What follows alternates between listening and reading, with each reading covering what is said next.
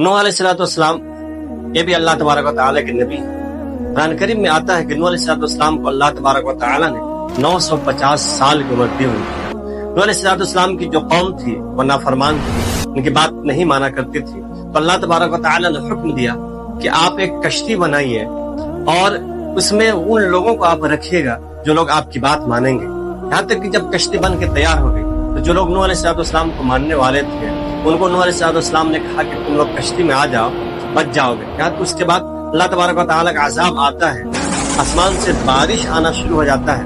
नूह अलैहिस्सलाम की कश्ती चल देती है। इतने में उनका एक बेटा दिखाई देता है। नूह अलैहिस्सलाम अपने बेटे से कहते हैं कि बेटा कश्ती में आ जाओ, तुम बच जाओगे। और बेटा काफिर था और नूह अलैहिस्सलाम की बात को नहीं मानता था, अपनी बाप के बात को ही इनकार कर रहा था।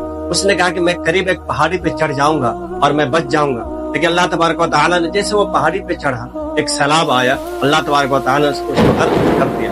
इस तरीके से नूह अलैहिस्सलाम की कौम बच गई, लेकिन उनका बेटा और इस तरीके से उनकी बीवी भी दोनों हलाक हो गए।